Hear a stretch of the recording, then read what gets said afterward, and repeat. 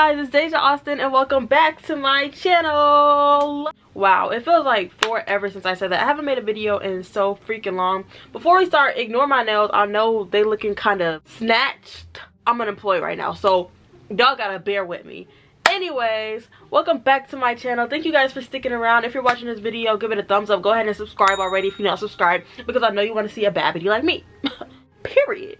So if you guys know me, y'all know I love freaking horror movies. I love scary movies. I love everything about it. Like, give me the demonic possession. Possess me. I'm just kidding. Don't, whoever's in here, don't possess me. Like, don't do it. The new movie, The Conjuring, came out and I freaking sold. So in today's video, I'm going to tell you guys the true story behind the newest Conjuring, The Devil Made Me Do It, while doing some special effects scary makeup. Went through so much shit emotionally. I'm messing with your vibe, now we in motion. And now I treat it like my token. You even gave me a chance back when I was broken. And now before we get started in this video, be sure to like, click the bell, and if you're not subscribed to me, then go ahead and subscribe, because if you're not going to subscribe, then we can fight. You can meet me outside. I know my hair looking a little like jacked up right now. I learned how to swim today, y'all. But anyways, let's get into this demonic possession stuff, okay? Although The Conjuring is based off of a true case, a lot of the movie is exaggerated to the T. Like, this is a scale from 1 to 10. The movie The Devil Made Me Do It was exaggerated all the way over there. Like, they took the original story and did backflips. They freed the slaves. They did not free slaves. I think that, I don't know why I said that. They did a lot. So I'm going to tell you guys the real story of what happened. So basically, this all started on February 16th, 1981. A man by the name of Arnie Johnson committed the first murder in 193 years in the town of Brookfield after stabbing his landlord to death.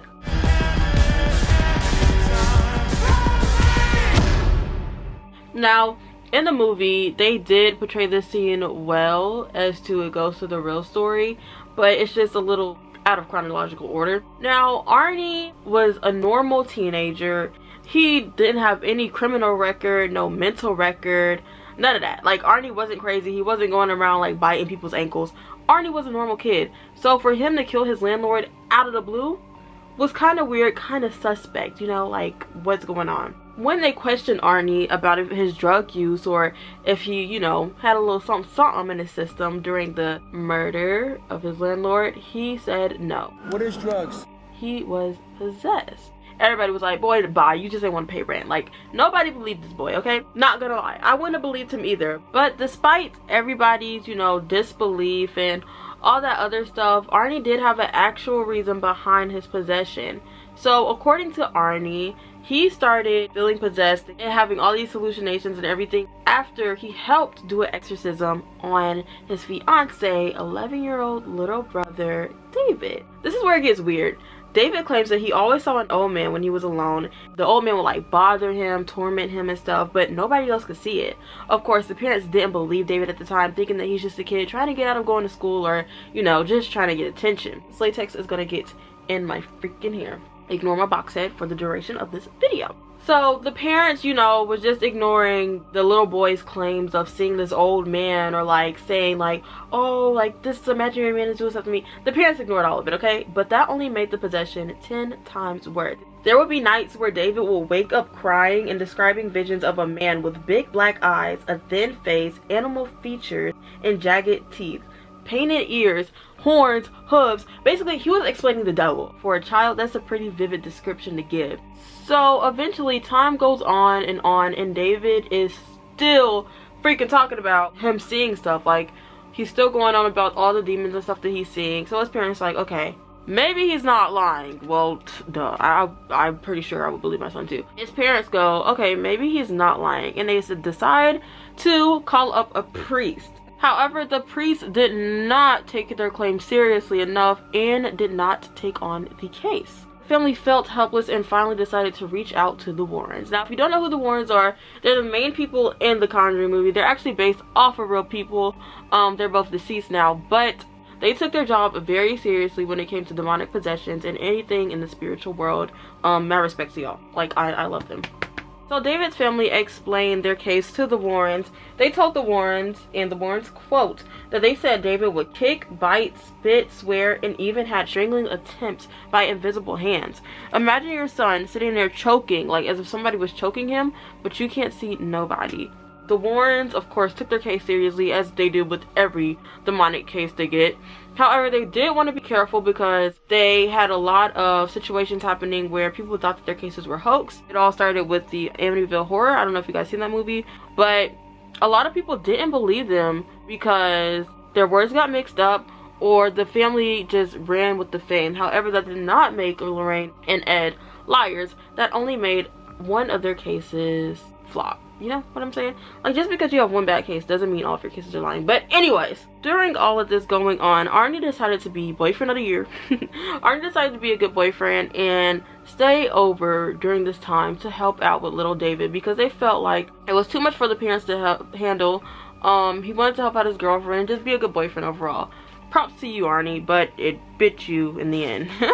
That wasn't funny. I don't know why I laughed at you. I'm sorry, Arnie. So, as Arnie stayed with David and his girlfriend and their family, things only got worse. David's nightmares and night terrors and imagination soon turned out to be daily, real-life terrors. Things started to get more real and more vivid and more scary for not only Arnie and David, but for the whole family and the Warrens. David started hissing and having seizures, and at one point he was even talking in different voices, quoting John Milton's Paradise Lost and the Bible. Now that part was really weird because a lot of you guys know that demons cannot recite biblical words. That's why a lot of people were skeptical of this case because they're like, this boy is not possessed. He's sitting here reciting the Bible. Get him out of here.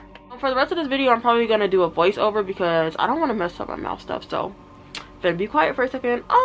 Hey guys, it's me on the voiceover. Okay, back to the story. Anyways, so the Warrens ended up carefully reviewing this case and decided that it was in fact demonic possession. Ed and Lorraine Warren performed a total of 3 exorcisms on David and witnessed him levitating, cursing, and even moments of him having no breath. This repels you. Leave this child alone. It's on your forehead. Yes, Never, you are not strong, you're weak. You're weak. Ryan. Jesus loves this boy. This is his child. Wake him out of it. Wrap him up. Do something. He won't get out of it right now, Ma. He told me that you do nothing now. What do you think he's been doing all Maybe this the time? Father and the Son and the Holy Spirit. Amen. You gotta hold him down. He told me to. Hold him on the ground, he said. David, Mommy's here. Mommy's here. Come on, wake up. Come on.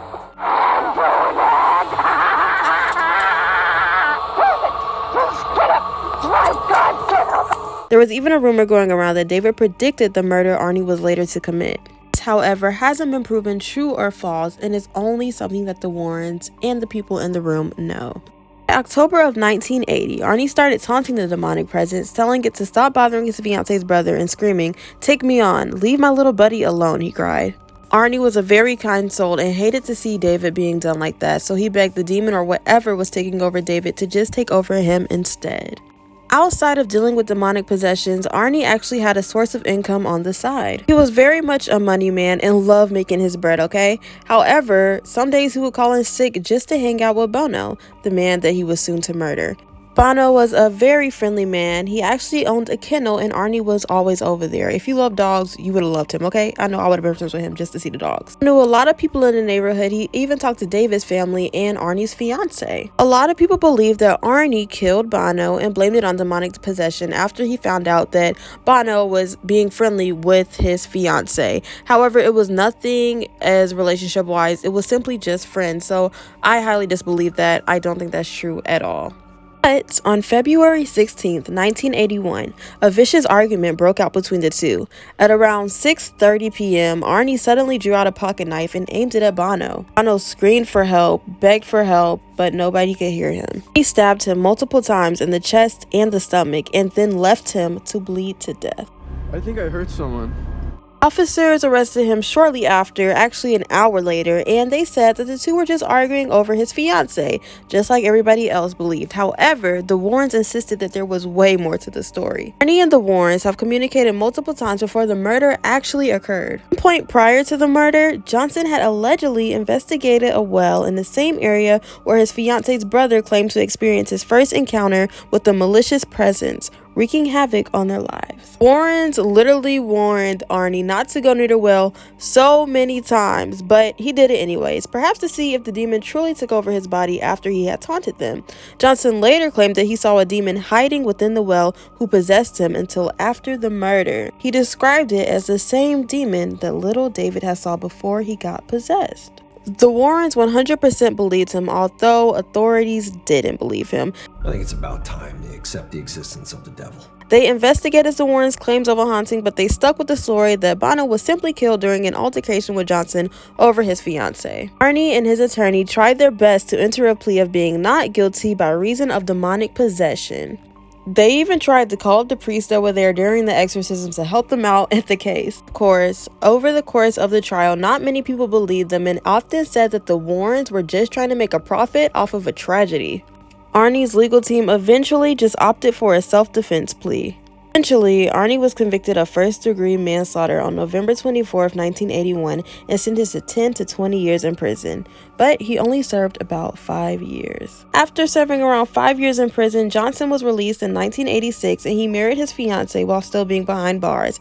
As of 2014, they are still together. Recently, as of 2021, there hasn't been an update on the case, but the last thing that they said about this case is that you should never challenge the devil. Arnie started showing the same signs my brother did when he was under possession.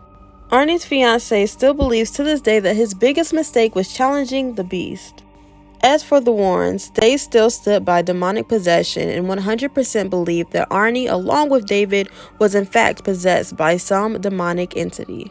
Now, as a little 2021 update, Arnie is still alive and well, and he still does believe that he was in fact possessed by the demon, or better yet, the devil. However, sadly, his fiancée and beautiful wife passed away from cancer not too long ago. A lot of people are still very skeptical about this case, and honestly, I don't blame them. There's a lot of holes in the story, but there's also a lot of stuff that adds up that just can't be a coincidence. Honestly, the way I think about demonic possessions and like horror stories that people don't believe is, what if it was my family like and nobody believed them? So I always give people a chance until proven false. But here's my makeup look, guys. So this is the final look of my special effects makeup. I hope you guys like it. I'm gonna have to record the rest on my phone because my camera's about to die, but here you go. Alright guys, this is the outcome of the makeup look. If you're wondering why the quality changed, it's because my camera did decide to die in the middle of my video, which I don't understand why, but anyways, the show must go on. I think I'm going to call this look an eye for a smile. It's based off of my first special effects makeup look that I ever did, and I'm really proud of the outcome. If you're still watching the video, be sure to like, comment, and subscribe, and press the bell. And I'm so thankful for you guys still tuning into my channel. It means a lot. Don't forget to smash the like button, and yeah, deuces. David, In the name of Jesus, Jesus repels you. Leave this child alone. It's on your forehead. Yes, never. You are not strong, you're weak. You're weak. Ryan, Jesus loves this boy. This is Get up, child. wake him out of it. Wrap him up. Do something.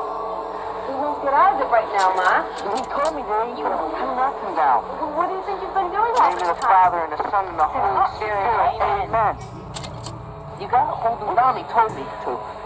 Hold him on the ground, he said. David, Mommy's here. Mommy's here. Come on, wake up. Come on. Get up. Come on, let's go. Get out of it. Get out of my son. Get out of my son. Come on. Come on, son. Son, get up. Get away from my son. No! I'm your mother. David, David. Wake up. The Get up. boy, Get up, David. He's the Holy One who loves you. Mommy in the name loves of the you. Father, and the Son, and of the Holy Spirit. Amen. You can't shoot him up. He's